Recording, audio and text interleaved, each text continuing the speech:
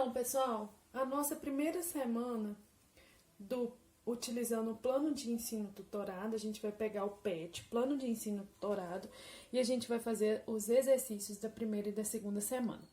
Esse vídeo, ele tem o objetivo de explicar como deverão ser feitos os exercícios, explicar a matéria, o conteúdo.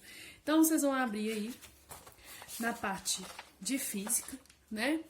Então, vocês vão ter aí semana 1 e semana 2 o assunto propagação da luz, e é o assunto que a gente vai ver nessa videoaula, tá bom? Então, bora que bom, vamos que vamos. Então, a gente vai estudar a óptica geométrica, beleza? Então, nós estudaremos hoje a parte de óptica geométrica.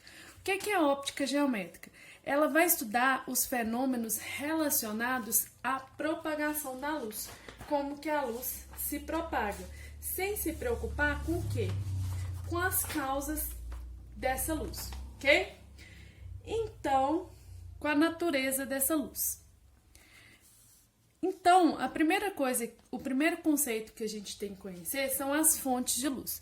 Fonte de luz é todo objeto que ele emite luz, seja ele própria ou refletindo a luz dos outros. Então, se eu pensar, a lâmpada é uma fonte de luz? É uma fonte de luz. Se eu pensar, o sol é uma fonte de luz. E vários outros objetos que emitem luz, beleza? Então, seguindo aí, a gente vê as fontes de luz primária. As fontes de luz primária vão ser aquelas que possuem luz próprias. Como assim? O sol, a lâmpada vai possuir luz própria, uma vela, todos eles vão possuir luz própria. Então, eles são fontes, são chamados de fontes de luz primária. Ou também de corpos luminosos, beleza? Então, fontes de luz primária, eles também são chamados de corpos luminosos, beleza?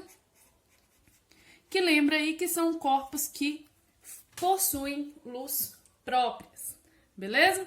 Então, as fontes de luz primárias, elas podem ser divididas em incandescentes, que é aquelas que emitem luz a altas temperaturas.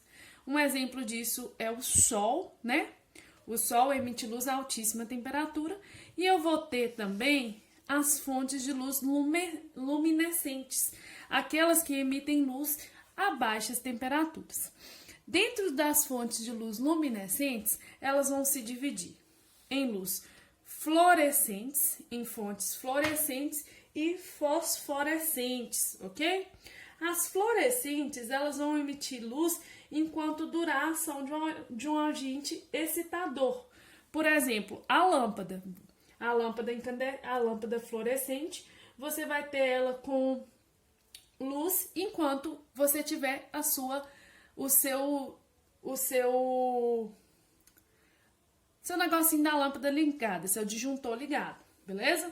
E as fosforescentes vão ser aquelas que elas vão emitir luz por um certo tempo devido a uma energia potencial química, beleza? Então, essas fosforescentes, você observa que elas brilham mesmo no escuro, ok?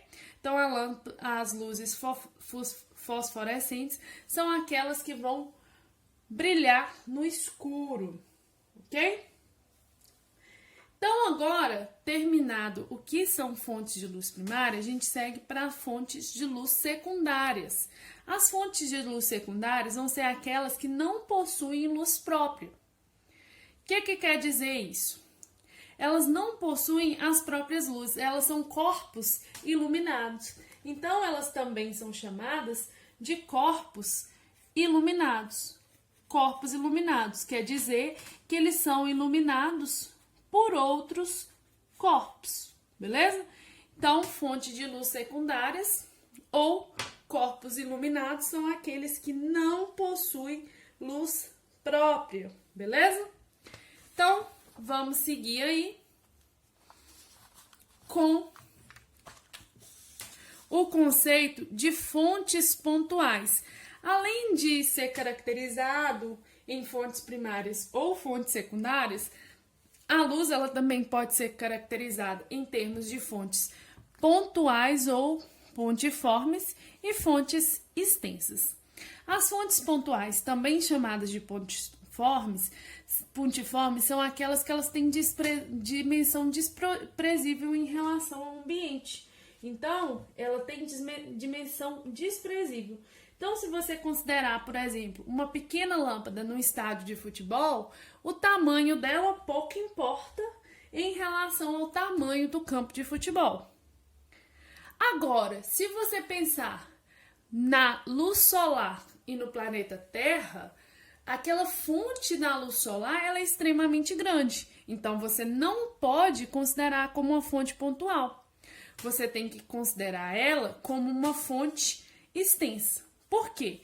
Porque as dimensões dela vai ser relevante. O Sol ele é uma fonte de luz gigantesca, então não posso desconsiderar a dimensão dele. Eu vou ter que considerar a dimensão, então ele passa a ser uma fonte extensa. No caso de fontes pontuais, o que eu observo? Uma lâmpada no meio de um estádio de futebol, o tamanho dele vai importar? Não, o tamanho vai ser desprezível, então é uma fonte pontual, beleza? Agora vamos estudar a questão de raios de luz. O que vão ser raios de luz? Os raios de luz vão ser as linhas que representam a direção e o sentido de propagação da luz. Vamos lembrar o que é direção. Direção está relacionado à linha por onde a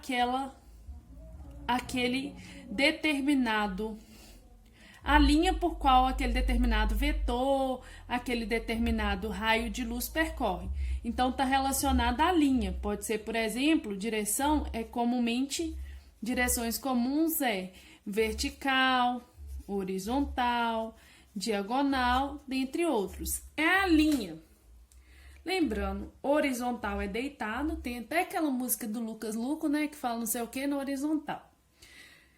Vertical é em pé, então direção é a linha vertical, linha horizontal. Agora, o sentido, ele especifica a minha direção. Então, quando eu falo em sentido, eu estou falando, na verdade, em que? Eu estou falando, por exemplo, para cima, para baixo, para cima, para esquerda, para direita e assim por diante. Então, o sentido, ele especifica a minha direção. Então, quando eu falo de direção e sentido, eu estou dando qual que é a direção que aquele raio de luz está indo, para onde aquele raio de luz está indo, ok? Então, o feixe de luz. O que é o feixe de luz? O feixe de luz, ele vai ser composto por um conjunto de raios de luz, ok? Então, quando eu tiver um conjunto de raios de luz, ele vai receber o nome de feixe de luz. Então, aqui vamos ver alguns exemplos. Nesse caso, olha só, eu tenho aqui, o primeiro, ele é representado pelo quê? Ele representa um único raio de luz. Ele representa uma única direção de propagação da luz. Então, ele é um raio de luz. Já o segundo, ele representa vários raios de luz, beleza? E eles estão paralelos. Paralelo é assim, olha só, um em cima do outro. Então, eles estão em paralelo. Então, esses representam um feixe de luz e não qualquer feixe, um feixe paralelo, ok? Além disso, eu vou ter o quê? Eu posso ter um feixe de luz que ele sai de um ponto comum e se espalha. Então, eu tenho um feixe divergente. Então, eu tenho um feixe que está divergindo, um feixe divergente, ok? Então, por exemplo, quando eu falo divergente, eu quero dizer no sentido de espalhar, divergir, ok? Ir para sentidos diferentes. Eu posso ter também vários feixes de luz convertendo para um único ponto, convergindo para um único ponto. Então, nesse caso, eu tenho o que é chamado de feixe convergente. Então, eu tenho um feixe convergente, ok? Então, feixe convergente. Seguindo aí, o que acontece? Eu posso falar do meio óptico. Meio óptico é o caminho, o local em que a luz ela vai passar. Então, é um ambiente por onde a luz se propaga, ok? Então, é um ambiente por onde a luz vai se propagar. Então, olha só, eu tenho 3 casos diferentes. Eu tenho um caso, se eu colocar, por exemplo, a luz na frente de um vidro, o que vai acontecer? A luz, ela vai atravessar completamente aquele vidro, não vai? Nesse caso, eu tenho um corpo, um meio óptico transparente. Nesse meio óptico, onde a luz atravessa completamente o meio, ele é chamado de meio transparente. Observa só que esse daqui, olha só, você pode olhar e falar assim, professor, você desenhou tudo errado, porque essa linha aqui, ela não tá batendo com essa. Mas não. O que eu tô indicando aqui? Que quando eu passo de um meio para o outro, o que acontece? Essa luz, ela vai sofrer o quê? Ela vai sofrer refração, beleza? Que é um parâmetro que a gente vai estudar mais pra frente, beleza? Então, ela modifica a incidência dela. Vamos deixar assim por enquanto, tá bom? Além do meio transparente, eu posso ter aquele vidro que não é um vidro 100% lisinho. É um vidro meio rugoso, que se você olhar uma pessoa atrás daquele vidro, você não consegue ver a pessoa bem, mas você tá vendo um pouco, só que você não tá vendo muito bem. Você tá vendo mais ou menos ali. Quando eu tenho esse meio, que a luz ela não passa totalmente, eu tenho um meio que é chamado de meio translúcido. A luz ela passa parcialmente por esse meio. Então, ele é chamado de meio translúcido. Além do meio translúcido, eu tenho aquele meio que não passa nada de luz. Se eu emitir uma luz na sua direção, a luz vai apontar para você, ela vai te atravessar? Não, né? Então, isso quer dizer que você é esse terceiro meio óptico. Você é o quê? Um meio opaco. O meio opaco é aquele que ele não permite a passagem da luz. Ok? Agora, vamos falar dos princípios de propagação da luz. Como que a luz ela vai se propagar. Princípios da óptica geométrica. O primeiro princípio é a propagação retilínea da luz. Como assim, professora? Não entendi o que a senhora quis dizer. Se eu estou emitindo uma luz e eu coloco um anteparo aqui, estou emitindo um grande feixe de luz na direção desse anteparo. Estou emitindo um feixe grande de luz aqui. E aqui eu tenho um anteparo, ou seja, um meio opaco, um meio que a luz não consegue atravessar. O que eu vou observar? Vai aparecer aqui uma região de quê? Sombra.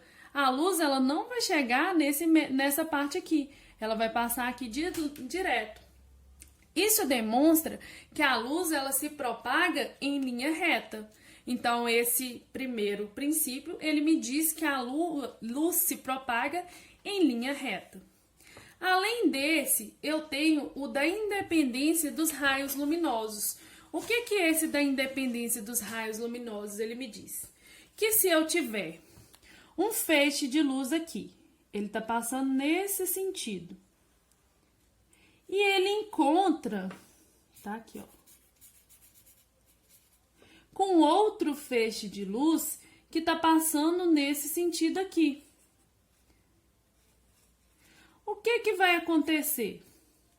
eles vão passar um pelo outro e cada um vai seguir seu caminho, o quê? Naturalmente, beleza?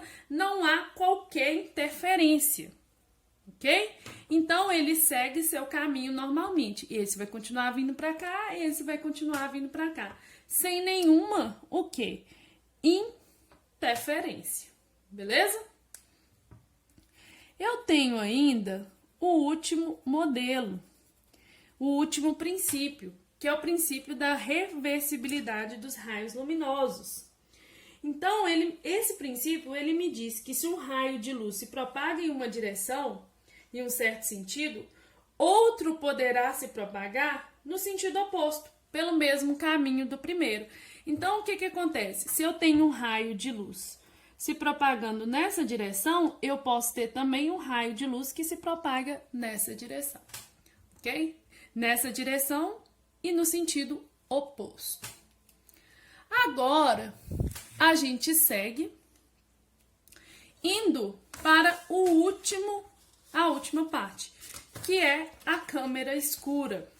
O que acontece na câmera escura? Na câmera escura, eu tenho o quê? Eu tenho o princípio da máquina fotográfica. Eu tenho um objeto grande que está sendo fotografado. O que vai acontecer? Esse objeto, ele vai formar uma imagem no interior da câmera escura, ok? E essa imagem e a distância desse objeto, eles vão estar relacionados. De qual forma? O tamanho do objeto maior sobre o tamanho da imagem formada, né? Objeto sobre imagem, vai ser a distância do objeto à câmera escura sobre o tamanho aqui da minha câmera escura, ok? A gente vai fazer uns exercícios para isso ficar mais claro, beleza? Então, vamos lá. Aqui eu vou ter a atividade 1. Na atividade 1, ela me diz o seguinte. Então, seguindo aí com a parte de exercícios, vamos fazer uns exercícios aí sobre óptica geométrica. O primeiro exercício, ele fala: um muro de 2,5 metros de altura produz uma sombra de 75 centímetros de comprimento. Ao mesmo tempo, um prédio produz uma sombra de 20 metros de comprimento. Então, olha só, eu vou ter os dois aqui no mesmo chão, beleza? Então, eu tenho um prédio grandão aí, que vai produzir uma sombra. Tem um prédio aí, ó, várias janelinhas, ok? Então, eu tenho um prédio que ele produz uma sombra de 20 metros. Então, eu tenho aqui, ó, uma sombra de 20 metros, ok? Então, ele produz uma sombra de 20 metros. E ele tem uma determinada altura que eu não conheço. No mesmo lugar, existe um muro que ele tem 2,5 metros. E ele produz uma sombra pequenininha aqui. De quanto? De 75 centímetros. Então, produz uma sombrinha aqui de 75 centímetros. Ok? Então, a primeira coisa que eu vou ter que fazer é deixar tudo na mesma unidade. Esse está em metro, esse está em metro e esse está em centímetro. Então, eu vou ter que passar de centímetro para metro. Eu estou passando de centímetro para metro. Para eu passar de centímetro para metro, eu vou dividir por 100. Então, se é 75 centímetros, né?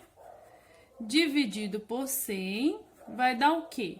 É a mesma coisa que eu andar com a casa decimal, 2 vírgulas. Então, eu vou diminuir o meu número em 2 casas. Então, veio para cá e veio para cá. Vai dar 0,75 metros, ok? Então, agora, eu vou fazer a relação, o quê? Da câmara escura. Como que é a relação da câmara escura? Oi, né? Objeto, imagem, sobre Dzão, igual a Dzão sobre Dzinho. Então, eu vou pegar a altura do maior sobre a altura do menor igual a distância do maior sobre a distância do menor. Então, isso vai ficar assim, olha só. A altura do maior, né? Então, a altura grandona sobre a altura pequenininha, distância grande sobre distância pequenininha. Então, quem que é o grande, o prédio ou o muro? É o prédio. Então, o prédio vale H, que eu não conheço. Qual que é a altura do pequeno? A alturinha, 2,5. Qual que é o valor do meu Dzão, ou seja, distância maior? 20. O meu Dzinho vale quanto? Que eu calculei aqui, ó, 0,75 metros. O que que eu vou fazer agora? Multiplicar o quê? Cruzado. Então, como que vai ficar aí? Eu vou ter 0,75H está para 2,5 vezes 20. Esse tá multiplicando, passa para o outro lado, dividindo. Então, vai ficar H é igual a 2,5 vezes 20, dividido por 0,75. Então, o meu H, ele vai ser igual a 66,7 metros. Resolvemos a primeira questão, a questão 1 da atividade. Vamos resolver agora a questão 2. A questão 2 é o seguinte, ele fala, um objeto de 80 centímetros de altura está posicionado a 3 metros de uma câmara escura, de 30 centímetros de comprimento. Então, olha só, eu vou ter um objeto que ele vai ter uma determinada altura de 80 centímetros e vai estar posicionado a 3 metros de uma câmara escura. Então, ele vai estar aqui, ó, a 3 metros de uma câmara escura. Então, aqui eu tenho a câmara escura, ok? Aí, o que que acontece? Essa câmara escura, ela tem um comprimento, aqui passou um pouquinho, ela tem um comprimento aqui de 30 centímetros. Então, ela tem aqui 30 centímetros, beleza? Ele quer saber qual é o valor da minha imagem formada aqui. Então, ele quer o valor da minha imagem formada aqui. Então, o que que eu vou fazer? Eu sei que os raios luminosos, eles vão se cruzar, né? Eu vou ter o cruzamento dos raios luminosos. E para eu resolver isso, o que que eu vou ter que fazer? Eu vou considerar a fórmula. Oi, Dzão, Dzinho. Então, a fórmula é objeto sobre imagem é igual a distância grandona sobre a distância pequenininha. Então, eu vou jogar aí. Qual que é o tamanho do meu objeto? Vou ter que deixar tudo em metro. Olha só, esse daqui tem metro, então eu vou deixar tudo em metro. Nós já falamos que para andar, transformar de centímetros para metro, o que que eu vou fazer? Dividir por 100, que é o mesmo que o quê? É o mesmo que andar com a vírgula duas casas. Então, vai ficar 80 sobre 100, né? 8 por 10, que dá 0,8 metros. E a distancinha, ela vale 30 centímetros. Então, 30 por 100 dá 0,3 metros. Beleza? Vou colocar esses valores. Então, vai ficar aí o quê? Objeto vale 0,8. A minha imagem, ela vale quanto? Ela vale I. Não sei quanto é I. Ok? Então, vale um determinado I aí. É igual à distância do maior. Qual que é a distância do maior? Vai ser 3 metros. Sobre a distância do menor. O que que eu faço agora? Multiplico o cruzado. Faço um cruzadex aqui. Então, isso vai me dar o quê? 0,8 vezes 0,3 é igual a 3 vezes I, ok? Então, 0,8 vezes 3, vezes 0,3, é igual a 3 vezes I. Então, para eu isolar I, eu vou passar o 3 dividido. Então, vai ficar aqui 0,8 vezes 0,3 dividido por 3 é igual a I. Isso aqui vai me dar o quê? 0,3 dividido por 3 vai dar o quê? 0,1. 0,1 vezes 0,8 vai me dar 0,08. O quê? Metros. Eu posso aqui passar para centímetros. Como? Aumentando aqui duas casas. Então, multiplicando por 100. Eu posso pensar aqui em 8 centímetros ou 0,08 metros. Ok? Então, a gente termina o exercício assim.